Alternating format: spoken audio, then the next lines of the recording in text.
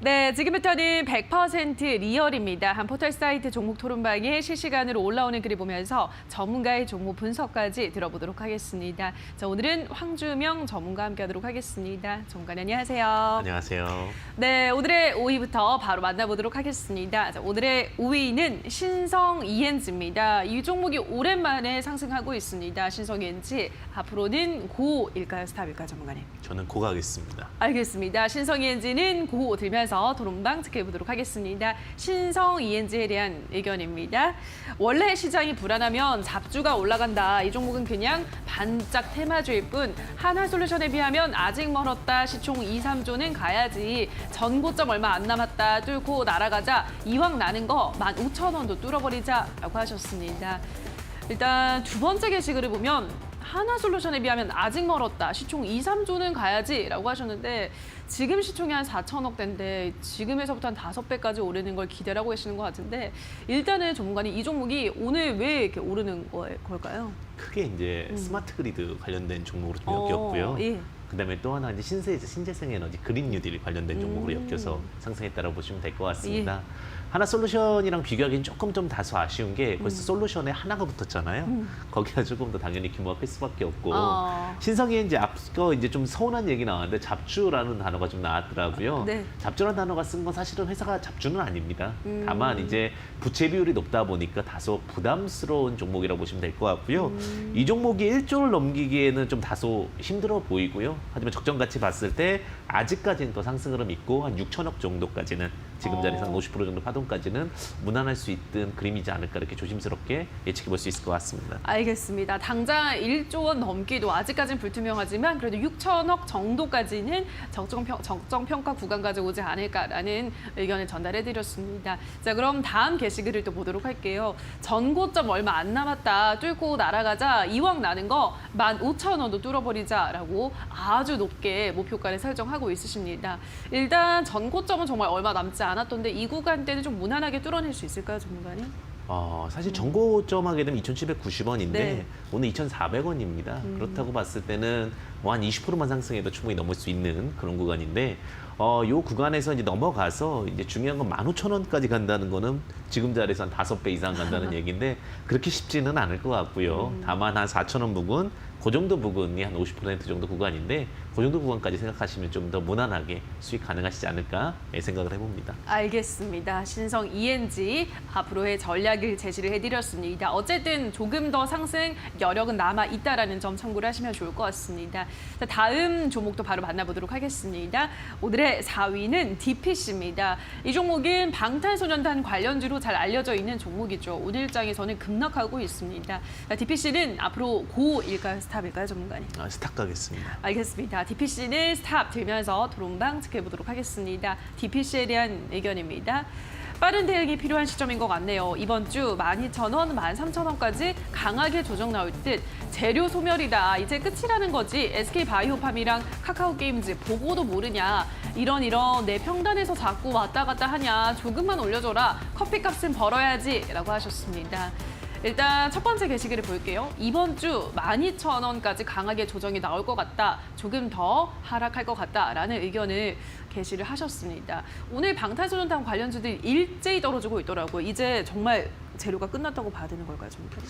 정말 주식에 절대 격언이 하나 있습니다. 소문에 사서 뉴스에 팔아라. 맞습니다.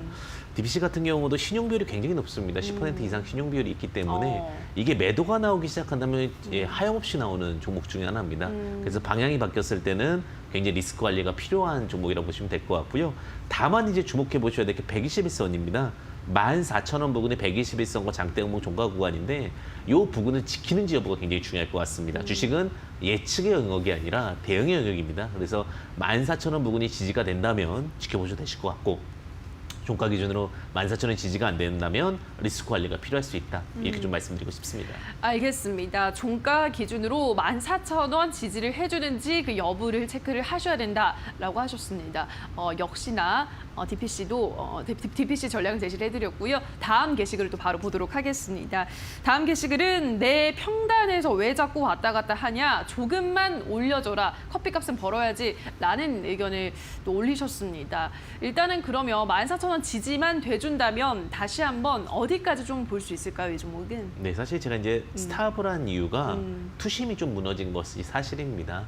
그렇기 때문에 만약에 14,000원 지지가 나온다고 했을 경우에는 이전 저점했던 16,000원 부근까지는 반등이 나올 수 있을 것 같고요. 그러면은 어느 구간에 매수하셨는지 모르겠지만 커피값 정도는 나오지 않을까 이렇게 생각이 드는데 리스크 관리가 항상 필요하고 소문에 사서 뉴스에 팔아라라는 부분을 꼭 기억하시고 접근하시면 좋으실 것 같습니다. 네, 소문에 사서 뉴스에 팔아라라는 격언을 주의를 하시면서 가슴속에 새기시면서 이 종목이 14,000원 지지를 받게 되면 16,000원까지는 커피값 정도는 벌고 나올 수 있을 것이다라는 전략을 제시를 해드렸습니다.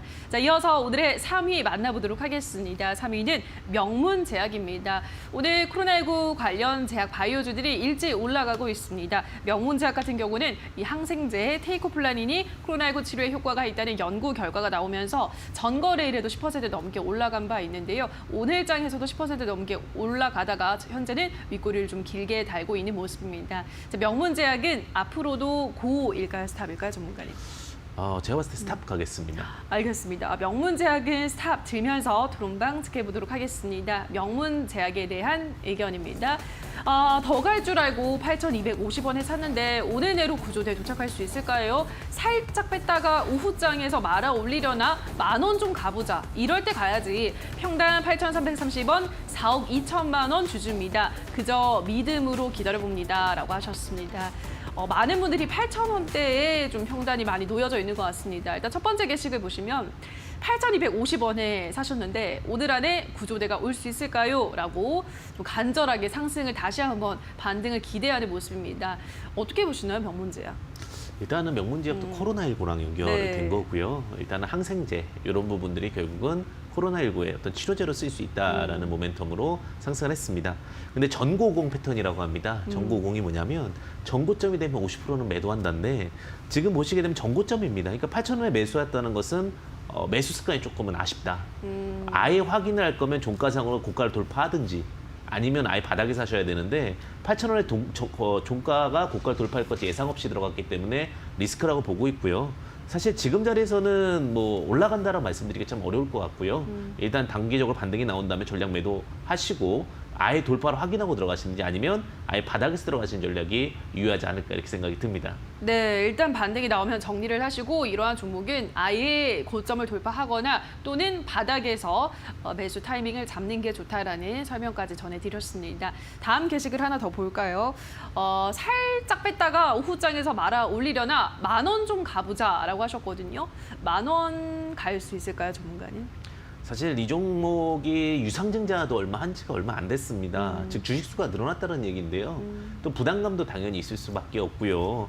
저 같으면 오늘은 매도 의견을 드릴 것 같아요. 그다음에 나중에 보셔야 되는 종목일 것 같고 항상 주식은 예측이 아니다라고 말씀을 드리는데 지금 오늘 대량 거래가 좀 터졌습니다. 4,200만 주 거래가 터졌는데도 오히려 종가 밑으로 내려왔기 때문에 지금 상황에서 10,000원 돌파라는 것은 어려워 보인다. 이렇게 좀 말씀드리고 싶습니다. 알겠습니다. 지금 구간에서 10,000원 돌파는 조금 힘들 수는 있겠다는 의견 전해드렸습니다. 자, 이어서 오늘의 2위 종목 만나볼게요. 오늘의 2위는 시젠입니다. 시젠은 오늘장 5% 넘게 오랜만에 잘 올라가고 있습니다. 자, 시젠은 여기서 고일까요, 스탑일까요, 전문가님?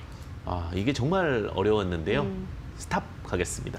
알겠습니다. 시젠을 스탑 들면서 토론방 지켜보도록 하겠습니다. 시젠에 대한 의견입니다. 연말 목표가 98만 7천원 제시해봅니다. 시젠은 추매와 장투만이 답입니다. 27만 5천원 좀 시원하게 뚫어보자. 답답한 속 뻥 뚫어져라. 오늘이 내일의 저점이다. 지금 매수하면 중간은 가지. 특별한 문제 없는 한 30만 원은 시간 문제라고 하셨습니다. 첫 번째 게시글 보고 저는 깜짝 놀랐어요. 연말 목표가를 98만 원까지 바라보고 있으십니다. 어떻게 보세요, 전문가님? 시젠이 사실은 굉장히 능력 있는 업체는 네. 맞습니다.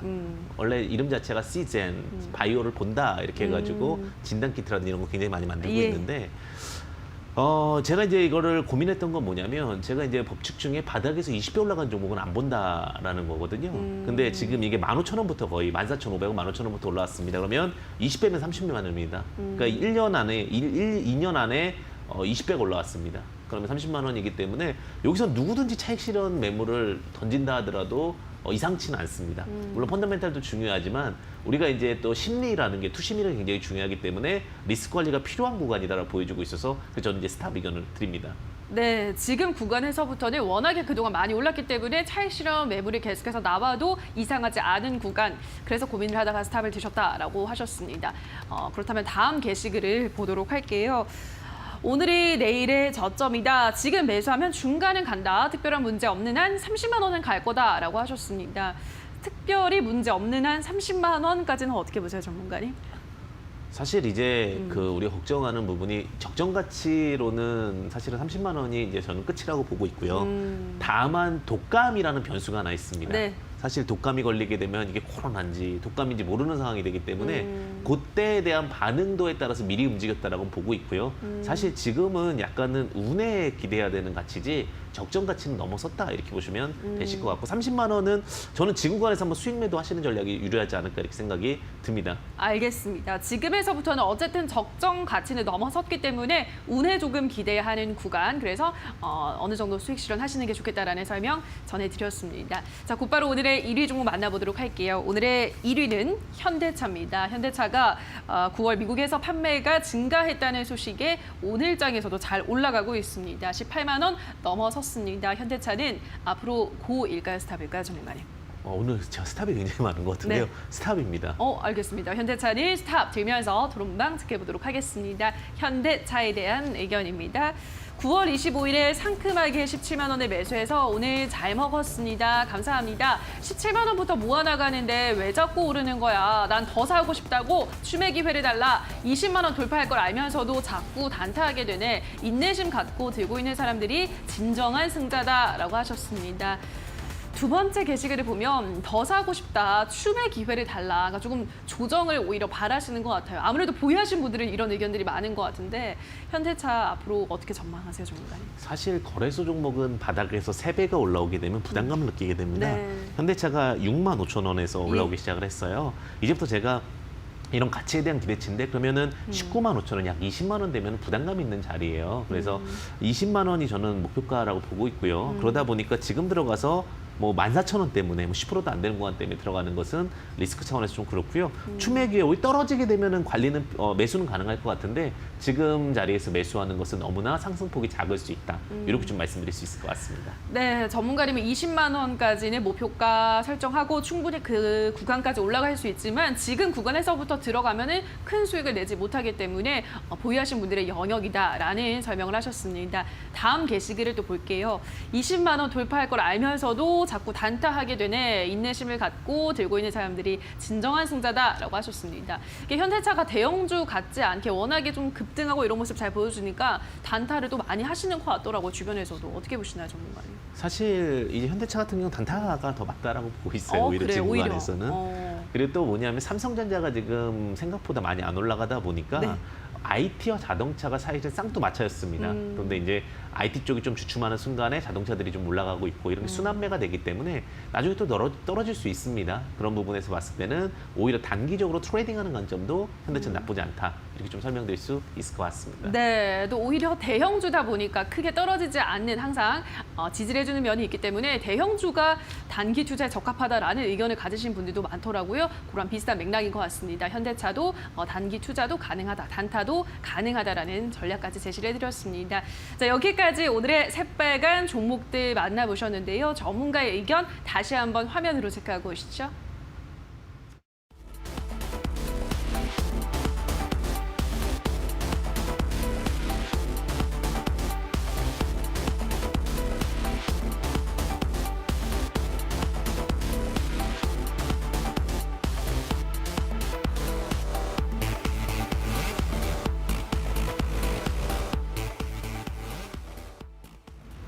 네, 그럼 계속해서 오늘의 관심주 확인해 보도록 하겠습니다. 전문가님, 이번 주 좀 관심 가져볼 만한 종목 어떤 게 있을까요? 네, 세원 셀론텍이라는 종목을 좀 가지고 네. 왔습니다.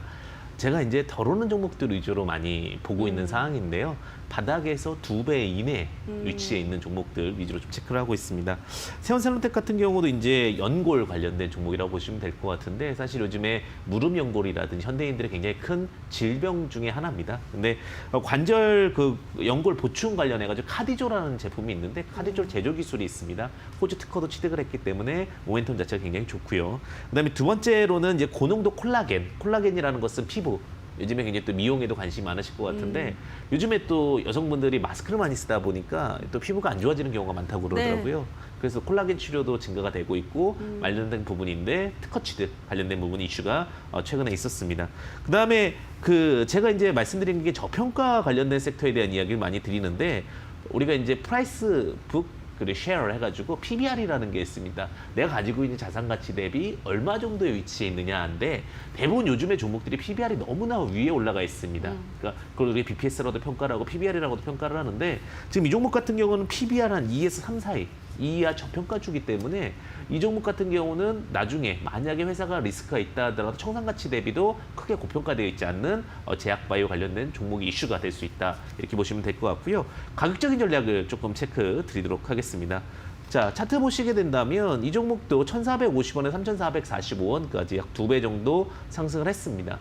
그리고 나서 이제 중요한 부분이 구름대 위로 이제 살며시 올라오려고 하는 일목균엽의 구름대 위로 올라오려는 그림이 보이고 있고요. 패턴으로 봤을 때 이제 쌍바닥이 잡혔습니다. 쌍바닥이 잡혔기 때문에 크게 부담감 없이 매매를 할 수 있는 종목이 될 수 있다고 보시면 될 것 같고요.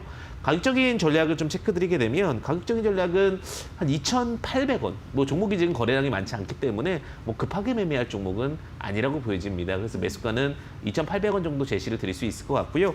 그다음에 목표가는 단기적인 트레이딩에서 박스권이 좀 갖춰져 있는 모습입니다. 그래서 3,200원이 되면 자꾸 저항이 나오는 모습을 보여서 2,800원, 3,200원 이렇게 단기 트레이딩 박스권 안에 매매도 가능할 수 있다라고 보시면 되실 것 같고요. 뭐 장기적으로 본다면 더 가져갈 수 있겠지만 굳이 지금 뭐 장기 패턴에 대한 부분들은 좀 무리수가 있지 않을까라는 생각이 들고요. 손절가 좀 깊게 드리는데 손절가 2,000원 드리는 이유는 오히려 떨어지게 된다면 분할해서 매수하시는 전략도 나쁘지 않기 때문에 크게 걱정 없이 덜 오른 종목으로서 두각받을 수 있다는 모멘텀 좀 확인해 보시면 좋으실 것 같고요.